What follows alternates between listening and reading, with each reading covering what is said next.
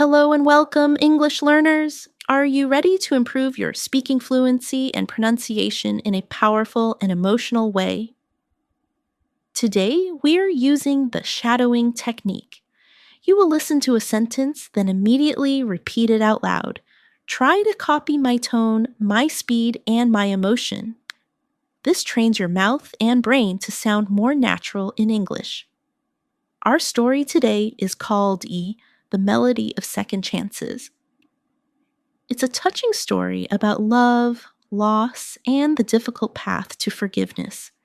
You'll hear practical vocabulary and grammar that native speakers use every day.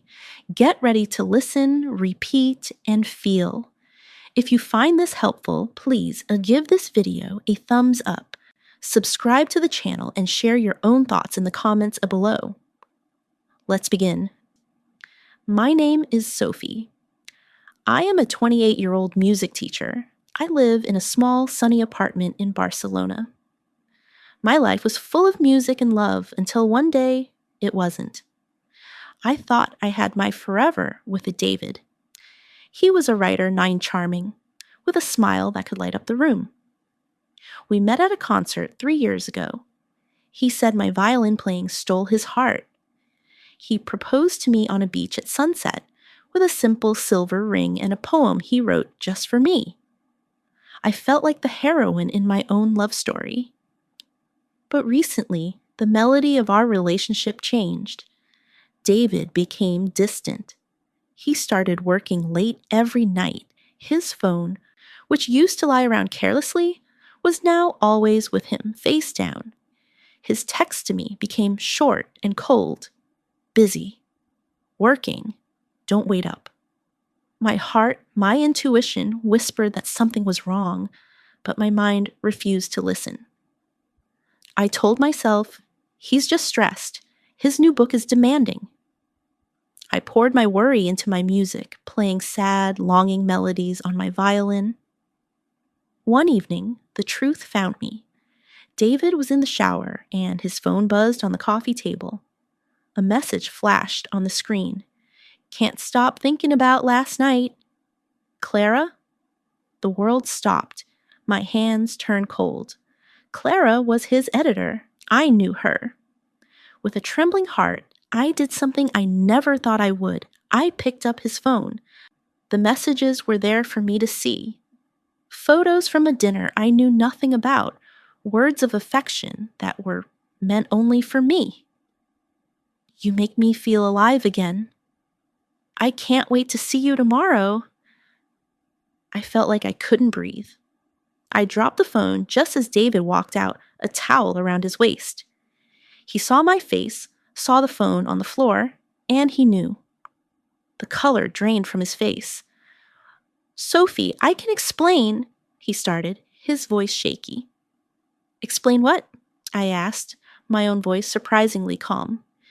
Explain why you're telling another woman she makes you feel alive? He had no words. His silence was the loudest, most painful sound I had ever heard. That night, I didn't scream. I didn't cry. I just packed a small bag. The silence between us was heavier than any argument. I'm going to stay with my sister, I said quietly, not looking at him. Please, Sophie, don't go. It was a mistake. It meant nothing, he begged, his eyes filled with tears. But a mistake is spilling coffee on your shirt. What he did was a choice, 1,000 choices. I walked out, the sound of the door closing echoing in the empty hallway of our broken dreams. I stayed with my older sister, Maria. She didn't ask many questions. She just held me while I finally let the tears fall. For days, I felt numb. I couldn't eat. I couldn't play my violin. The music had left my soul. David called. He texted. He sent flowers with notes that said, I'm sorry and I love you. But the words felt empty, covered in the shadow of his betrayal. My sister asked me one simple question. Do you still love him? I nodded, crying. Yes, and that's what hurts the most. Then, she said softly, You need to ask yourself if you love yourself more than you love him. Can you forgive him? Not for him, but for your own peace? After a month, I agreed to meet him. We met at a park bench, the same one where we had our first picnic. He looked tired and sad. "I am so sorry, Sophie," he said, his voice raw with emotion. "I was lost. I was insecure about my writing, and I felt like I was failing you." Clara gave me cheap compliments, and I was weak. It was the stupidest mistake of my life. I never stopped loving you. I listened. I saw the regret in his eyes. I still love the man in front of me, but I miss the man he used to be. "I believe you're sorry, David," I said. "But sorry doesn't erase the pain. I need time. I need to learn to trust again. And you need to prove, with actions, not words, that you are the man I fell in love with." We decided to try. It wasn't easy. We started going to a counselor. We had to talk about the painful details. We had to learn to communicate again. Some days were hard. Some nights I would remember Clara's text and my heart would break all over again. But slowly, with patience and hard work, we began to rebuild. He became transparent with his phone and his schedule. He came home on time. We started dating again, rediscovering the things we loved about each other. The journey of forgiveness is not a straight line. It has twists and turns, good days and bad days, but we are trying. Because sometimes love isn't about giving up on someone.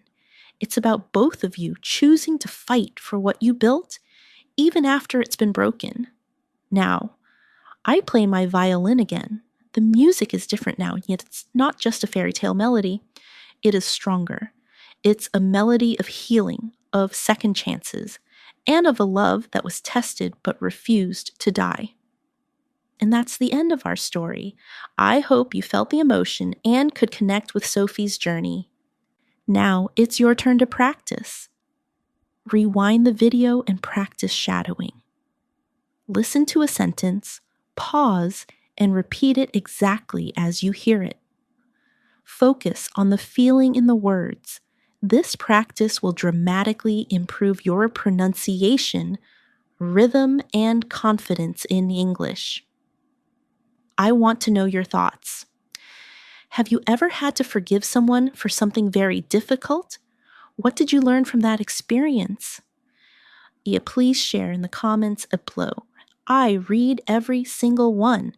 If this story moved you or helped your English practice, please support this channel by hitting the like button, subscribing for more content, and sharing this video with a friend who is also learning.